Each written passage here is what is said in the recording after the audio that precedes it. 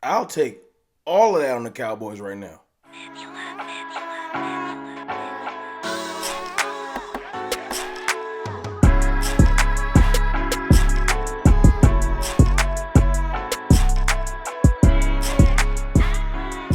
Good people, it's your boy Mr. Rome, Cowboys fan talk, right back like I never left.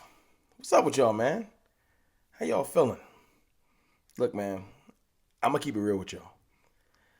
I'm gonna come on here every day until the season kicks off and talk weapons until we get some.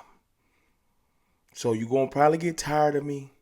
You're gonna hate it. It's gonna be other topics. I'm gonna work weapons into the topic. I want weapons. I'm tired of the Cowboy spades hand that is CeeDee Lamb and a bunch of possibles. And you're gonna say, Rome, why you disrespecting Michael Gallup? Love Michael Gallup. Appreciate what he's done for the Cowboys. But until he shows me that he can play like his former self, he's a possible. Noah Brown is probably below a possible. No disrespect. Jalen Tolbert is just a possible. Possibilities. That's all we got. Jake Ferguson, possibly going to be better next year. Peyton Hendershot, possibly going to be better next year.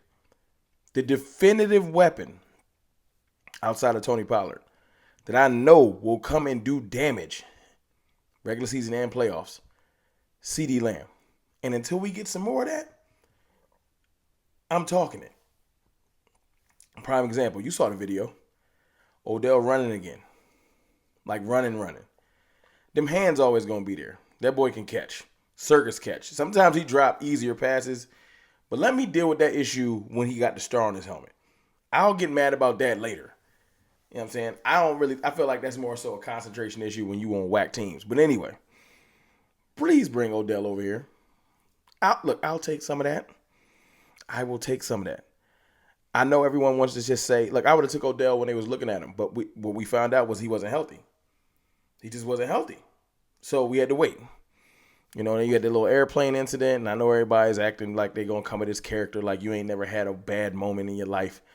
It is what it is. Odell's not a criminal. Now, he is a superstar, and putting a star on his helmet might bring more attention than you used to, but we the Cowboys. If there's any team that can take some more attention, some new attention, some random attention, it's us. We didn't deal with criminals and everything under the sun. So bring Odell over here. Let me see what that's about. A receiving room where you can say, Michael Gallup, you are now running against the third corner. Put Michael Gallup on the third corner. I would love that. Make Odell go against the second corner. And I dare you to put the first corner on Odell and leave CD on your second corner or your third. It's going to get disrespectful. But I would love to have an interchangeable weapons offense. And then let Tolbert learn slowly. Work him in. Draft another weapon. Insulate yourself. Two really young receivers, two older receivers, one dominant all-pro receiver. I can deal with that. That's what I would like. Also today, the bigger story to me, because if I had to choose between the two, I might lean D-Hop just because D-Hop a beast, man. And I've always thought that CeeDee Lamb was the Cowboys' version of D-Hop. Not necessarily an OD burner, but just a gamer, a person that's going to come up with the catch. He's going to dominate, going to get his. I would love for CD to get up under D-Hop's tutelage for a couple years. Learn his work ethic, his tricks of the trade, just why he's been a dominant receiver for so long. I would love that. Not that he can't learn from OBJ, but they're like two different receivers. So he would just bring a new element to the offense. I feel like having two versions of CeeDee Lamb, or you can say a D-Hop on the team, is going to be not fun to figure out how to cover. No question. And we're dealing with an offense that's going to be trying to get the ball out your hand quick and yak and things like that. I feel like D-Hop and CD would be a match made in heaven. And Ian Rappaport had a post earlier because DeAndre Hopkins was on the Pat McAfee show. Great interview. Go check it out. Just type in Pat McAfee, DeAndre Hopkins. It'll come up. And he's talking about why he's in Dallas. He's in real estate. He's working on his body. He's getting ready for the, ready for the season.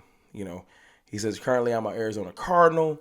I'm preparing to come back for the Cardinals. I don't know. That's probably just like, your agent saying, hey, man, put out good vibes. Don't look like you a disruptor. I'll handle the rest. But, in Ian's report, he's saying that DeAndre Hopkins is basically saying, look, I'm willing to work with my last 2 years on my deal. Because the biggest thing is, I know he has a larger deal. Like 18, I think like that, 17 million, something like that. I don't know if DeAndre Hopkins is in the 20s. Y'all let me know if I'm wrong. But he does have a higher contract. And what he's saying is, now look, he's not coming to play for the veteran minimum. He's not that bad. Let's not go crazy. DeAndre Hopkins is probably going to be willing to come and play for a decent amount of money. But you're talking about maybe like 15, 16, maybe 17 million.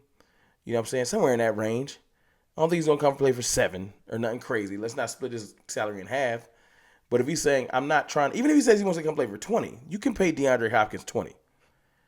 But what you do, you give him a 2 to 3 year deal, try to spread that money out, make it a lower cap here this year, a higher cap next year, when maybe you can move off of some other players that don't show up this year, that contracts are up. And I can name a few, but I ain't going to be disrespectful. My point is, D-Hop putting out there to the media, listen, this is a game. All these players, they know what they're doing. DeAndre Hopkins probably knows that some teams want him. It went from you can get DeAndre Hopkins, he's on a trade market. Remember, that was the early thing. Then it was like you could probably have DeAndre Hopkins for a 2 and another pick or something like that. So it was more so like, hey, check in over here. It's possible. These are like beacons to the GMs. I just hope Steven is listening. Then you on camera with Dez, and you're saying, what's up, Dallas? I hear you talking. You know what I'm saying? Talk to me. Basically, that's not talking to the fans. That's like, hey, man, have some of your people call over to my people. Let's see if this is possible. You know what I'm saying? We can make the pieces work with Arizona. Just hit my peoples. That's what that is. And then today is like, hey, man, look, if the hang up is you think I'm going for the top of the market money, you think I'm trying to go for Devontae Adams money, I'm not. I want to get paid. I want to be compensated well because I'm still an amazing player. I still know my value. But I ain't trying to go for the top of the market money. I think like that's fair. Y'all don't think that's fair? Y'all wouldn't do it? Y'all wouldn't get with DeAndre Hopkins if he came over here for like somewhere between 16 and 20 million for 2 years. That's not that wide receivers cost that much. It just is what it is. So look, listen. It's time to let me just kind of dispel. I don't want the Cowboys to push all the chips to the middle of the table, ruin the team for years to come on a chance, on a whim. Because I know another team, I can't think of their name, where like half their team is free. It's crazy. And they was talking all wild about their GM being able to make magic, make water, wine out of water and all this extra stuff. And now they talking comp picks. But anyway, I don't want that. You know what I'm saying? I understand Stephen Jones's process to a certain extent. Fiscal team building, smart moves. I understand that. Trying to get the best out of the contracts. I'm not mad at that. A business is a business. We get mad when we don't see them do anything outside of what they've been doing, which is insanity. We would like you to sign one high-tier free agent, DeAndre Hopkins, maybe Odell. Then sign maybe like one mid-tier free agent. That's way easier to get out of his contract, Bobby Wagner. And then I will shut up. I won't have nothing to say. Do your draft thing. That's it. Now you getting close to the Bobby Wagner. You've been picking up some people that's decent. You know what I'm saying? I don't think Bobby Wagner's going to be dictating that much bread. Especially if you get a D-Hop. You get one or the other, it's a signal to veterans like, yo, that's the squad to go to. But the Cowboys are insulated. We got a bunch of young players everywhere. Our defense is legit, even with us losing a couple players. We are insulated. We flipping our line back to young. Quarterback still ain't 30, even though y'all hate him. Most hated in the league, no question. CeeDee Lamb is young. Now I need 2 young receivers. Like I said, you got Tolbert, hopefully pray turn into something.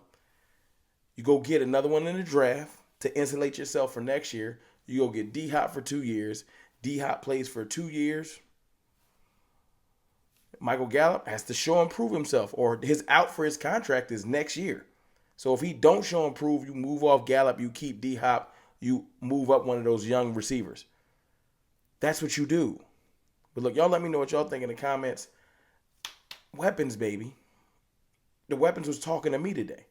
The Odell video and the post about D-Hop, the weapons is talking back. Stephen Jones, I hope you listening.